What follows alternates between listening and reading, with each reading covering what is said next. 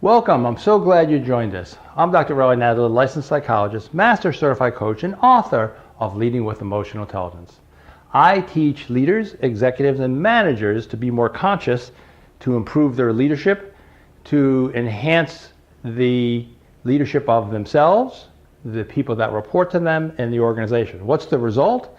More engaged and committed people in your organization. That's the key focus. And I wanted to tell you through this first video, this is an incredible opportunity. We need more leaders. That may be you. Most organizations today, some of the research is saying that 40% of organizations do not have enough leaders. And this is a great opportunity for you. So I wanted to share some of the things. I'm going to use this flip chart here. Thought it's a good way to have you get to know me, for me to share some of the tools, information, evidence-based research that I have that's going to allow you to be in the top 10%. This top 10% is a tipping point. What does that mean?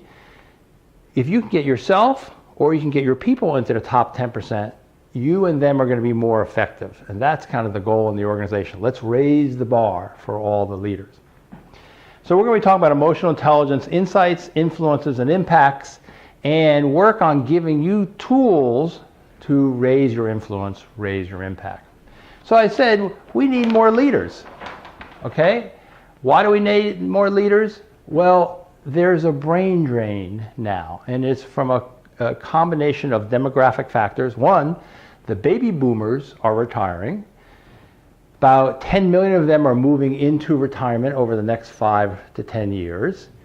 Two, the next generations, Generation X and Generation Y, are moving into those organizations. Generation X only has 46 million. So one, we're losing brains. Two, we're losing the brains that have been documented to have a little bit more emotional intelligence. Now, the main reason, Gen X, Gen Y, for every hour that they're in front of a screen, could be their telephone, could be their computer screen, they're not in front of a person. They're not in front of a person and trying to change their method of communication, read what's coming in. Therefore, they just have less practice in the human relations domain. And so that's one of the reasons that there is this brain drain. So another one of the big issues around leadership is that, and this is from the Blanchard research, 82% of leaders fail to give feedback. Now that's positive or negative. They're not getting feedback.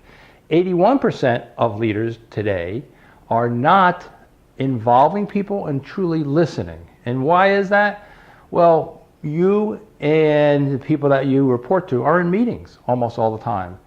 From some of the research from Leadership IQ, 66% of people do not see their boss enough.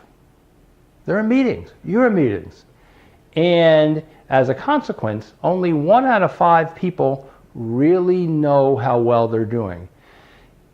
You're not around, you're in a meeting, and giving that kind of feedback, whether it's constructive or developmental, is hard to do. It's the easy thing to avoid.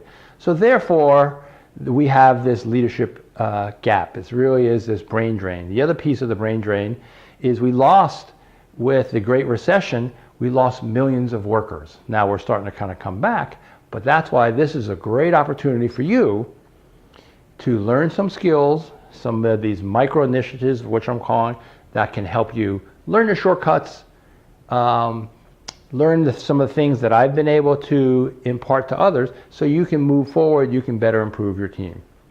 So let's look at some of these key aspects. One, we need more leaders. Leaders drive productivity, they drive profit.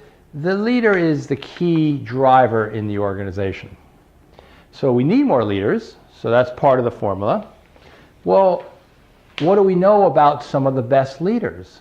The best leaders are high in emotional intelligence. That's really been my theme, it's really been my focus in helping people around this whole world of emotional intelligence. There's a lot of research, but there's also some specific things. My focus has been on what are the specific tools.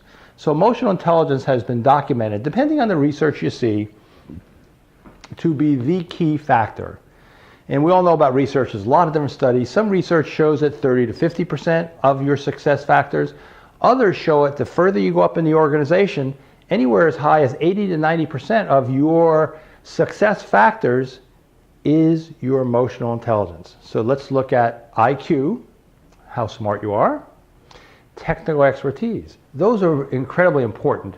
They're called threshold capabilities. It helps you get your job, but how many of you are doing the exact same technical job that you did when you were hired?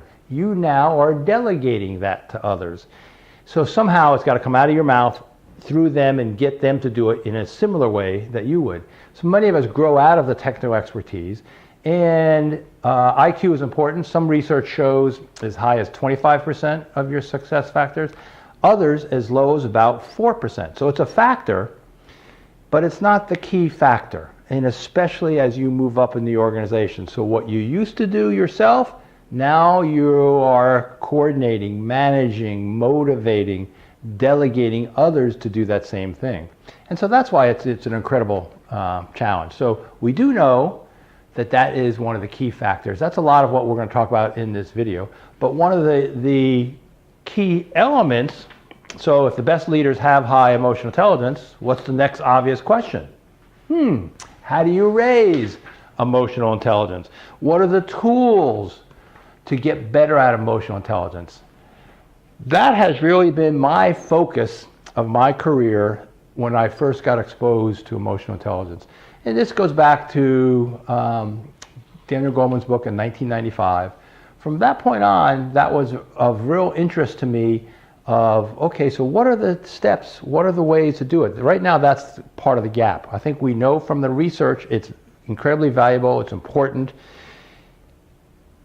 We don't know as much now of what are the steps and procedures. So my goal is to really make leadership into a process. You have a lot of processes at work. You have a sales process. You have an inventory process.